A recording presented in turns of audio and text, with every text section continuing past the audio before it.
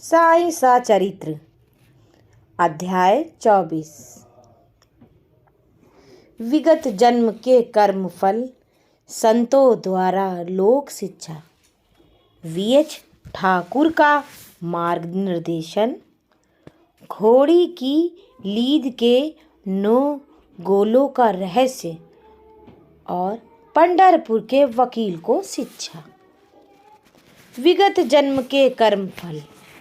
यह एक सामान्य सा नियम है कि विगत जन्मों के शुभ कर्मों के फलस्वरूप ही हमें संतों का सानिध्य और उनकी कृपा प्राप्त होती है। उदाहरणार्थ, हेमांड पंत अनेक वर्षों तक बंबई के उपनगर बांद्रा के स्थानीय न्यायाधीश रहे। पीर मौलाना नामक एक मुस्लिम संत भी वहीं निवास करते थे। उनके दर्शनार्थ अनेक हिंदू, पारसी और अन्य धर्मावलंबी वहां जाया करते थे। उनके मुजावर अर्थात पुजारी हेमांड पंत से भी उनके दर्शन करने के लिए बहुत आग्रह किया, परंतु किसी कारणवश उनकी भेंट उनसे ना हो सकी। अनेक वर्षों के उपरांत जब उनका शुभ काल आया, तब वे शिरडी पहुंचे और बाबा के दरबार में जाकर स्थायी रूप से सम्मिलित हुए। भाग्यहीनों को संत समागम की प्राप्ति कैसे हो सकती है? केवल वे ही सौभाग्यशाली हैं जिन्हें ऐसा अवसर सुलभ हो। संतों द्वारा लोक शिक्षा। संतों द्वारा लोक शिक्षा का कार्य काफी समय से ही इस विश्व में संपादित होता आया है।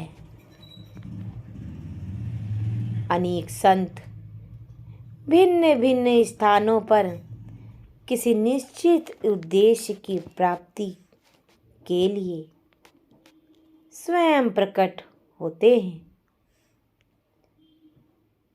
यद्यपि उनका कार्य स्थल भिन्न होता है, परंतु वे पूर्णता एक ही हैं। वे सब उस सर्वशक्तिमान परमेश्वर की संचालन शक्ति के अंतर्गत एक ही लहर में कार्य करते हैं। उन्हें प्रत्येक के कार्य का परस्पर ज्ञान रहता है। आवश्यकता अनुसार वे परस्पर पूर्ति भी करते हैं। वीएच ठाकुर का मार्गनिर्देशन। श्री वीएच ठाकुर रेवेन्यू विभाग में एक कर्मचारी थे। वे एक समय भूमि मापक दल के साथ कार्य करते हुए बेलगांव के समीप बड़गांव पहुंचे। वहां उन्होंने एक कानड़ी संत पुरुष के दर्शन कर उनकी चरण वंदना की। वे अपने भक्तों को निश्चल दासकृत विचार सागर नामक ग्रंथ का भावार्थ समझा रहे थे। जब श्री ठाकुर उनसे विदाई लेने लगे तो उन्होंने कहा कि तुम्हें इस ग्रंथ का अध्ययन अवश्य करना चाहिए और ऐसा करने से तुम्हारी इच्छाएं पूर्ण हो जाएंगी तथा जब कालांतर में तुम उत्तर दिशा में जाओगे तो सौभाग्यवश तुम्हारी एक महान संत से भेंट होगी जो प्रदर्शन कर तुम्हारे हृदय को शांति और सुख प्रदान करेंगे। बाद में उनका स्थानांतरण जुन्नर में हो गया, जहां नाड़े घाट पार करके जाना पड़ता था। यह घाट अधिक गहरा और पार करने में बड़ा कठिन था, इसलिए उन्हें भैंसे की सवारी करके घाट पार करना पड़ा, जो उन्हें अधिक असुविधाजनक तथा कष्टप्रद प्रतीत हुआ। इसके पश्चात उनका स्थानांतरण कल्याण में एक उच्च पद पर हो गया और वहां उनका नाना साहब चांदोरकर से परिचय हुआ। उनके द्वारा उन्हें श्री साईं बाबा के संबंध में बहुत कुछ ज्ञात हुआ और उनके दर्शन की तीव्र उत्कंठा हुई। दूसरे दिन ही नाना साहब शिरडी प्रस्थान कर रहे थे। उन्होंने श्री ठाकुर से भी अपने साथ चलने का आग्रह किया। ठाणे के दीवानी न्यायालय में एक मुकदमे के संबंध में उनकी उपस्थिति आवश्यक होने के कारण वे उनके साथ नहीं जा सके। इस कारण नाना साहब अकेले ही रवाना हो गए। ठाणे पर पहुंचने पर मुकदमे की तारीख आगे के लिए बढ़ गई, इसलिए उन्हें नाना साहब का साथ ना देने पर पछतावा हुआ। फिर वे शिरडी पहुंचे, तब वहां उन्हें ज्ञात हुआ कि नाना साहब पिछले दिन ही यहां से चले गए हैं।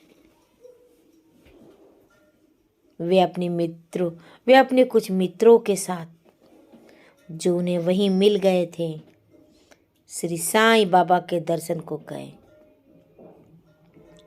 उन्होंने बाबा के दर्शन किए और उनके चरण कमलों की आराधना कर अत्यंत हर्षित हुए।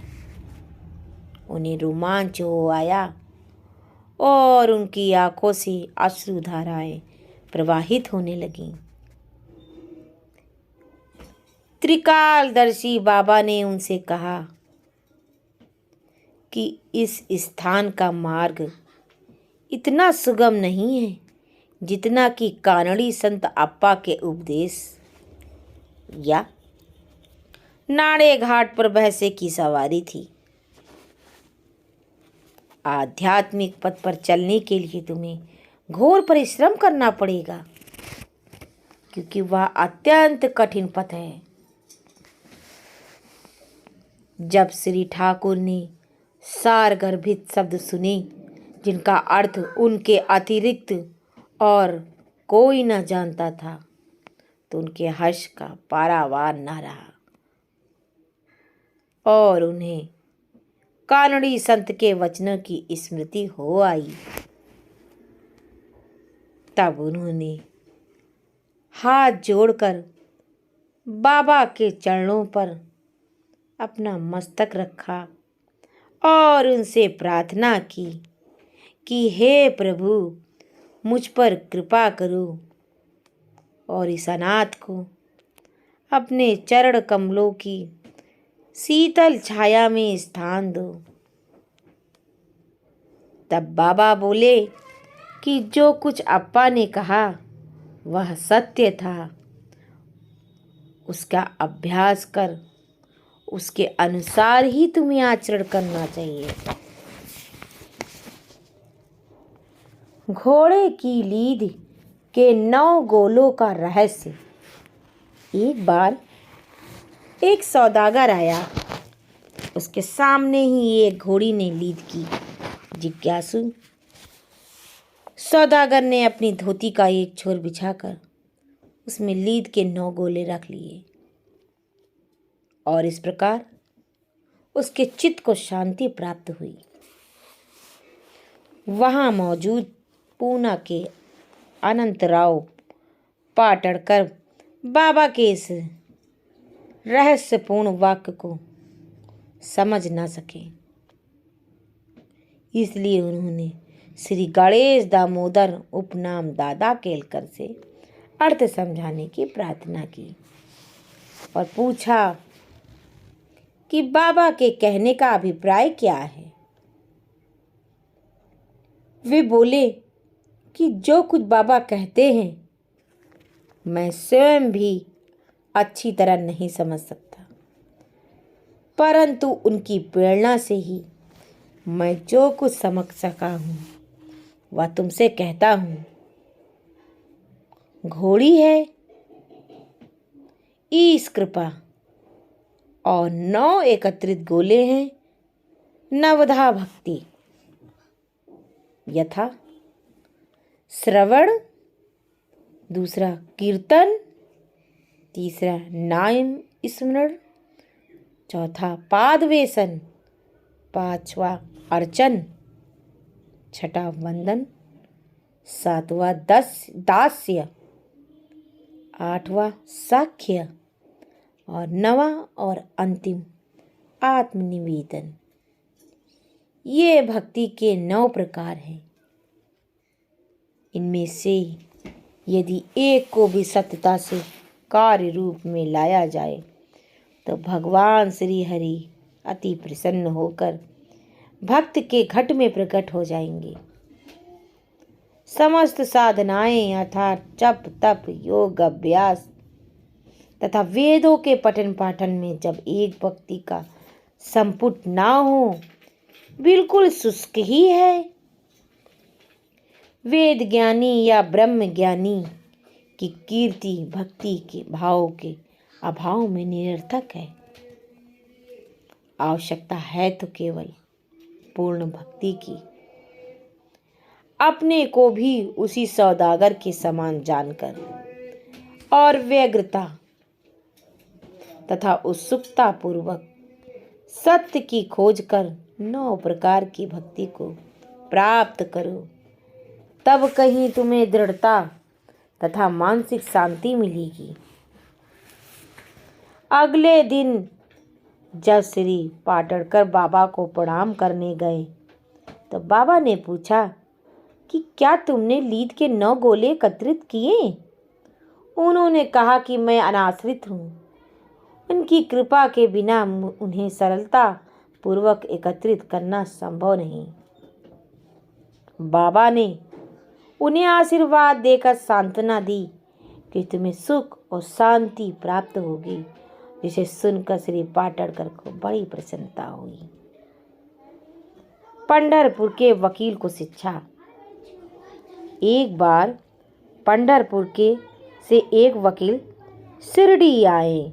उन्होंने बाबा के दर्शन कर उन्हें प्रणाम किया तथा कुछ दक्षिणा भेंट करके एक कोने में बैठ वार्तालाप सुनने लगे। बाबा उनकी ओर देखकर कहने लगे कि लोग कितने धूर्त हैं, जो यहाँ आकर चरणों पर गिरते हैं और दक्षिणा देते हैं, परंतु पीठ पीछे गालियां देते रहते हैं। कितने आश्चर्य की बात है ना। यह पगड़ी वकील के सिर पर ठीक बैठी और उन्हें वह पगड़ी पहननी पड़ी। कोई भी इन शब्दों का अर्थ ना समझ सका, परंतु वकील साहब इसका गूढ़ार्थ समझ गए।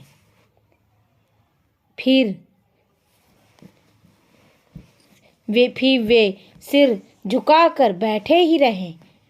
वाड़े लौटकर वकील साहब ने काका साहब दीक्षित को बतलाया कि बाबा ने जो कुछ उदाहरण दिया वह मेरी ही ओर लक्ष्य करके कहा गया था। उन्होंने जो कुछ कहा वो सत्य कहा, वह सत्य है। यह केवल चेतावनी ही थी कि मुझे किसी की निंदा नहीं करनी चाहिए। इसी के साथ हमारा आज का साईं सा चरित्र अध्याय 24 का मैं समापन करती हूँ। और बाबा की शिक्षाओं को ग्रहण करिए आप लोग। अगर मेरा ये अध्याय साईं सा चरित्र आपको पसंद आता है तो एक बार इसको सब्सक्राइब ज़रूर करिए और लाइक एंड शेयर ज़रूर करिए। ज़्यादा से ज़्यादा बाबा के जीवन के बारे में और लोगों को शेयर करिए ताकि बाबा की शिक्षाओं से लोग जुड़ सकें, बाबा के जीवन से जुड़ सकें और बाबा की संदेशों को समझ सकें कि हमें किसी की निंदा नहीं करनी चाहिए और किसी को ऊंचा नीचा नहीं समझना चाहिए। ओम साई राम।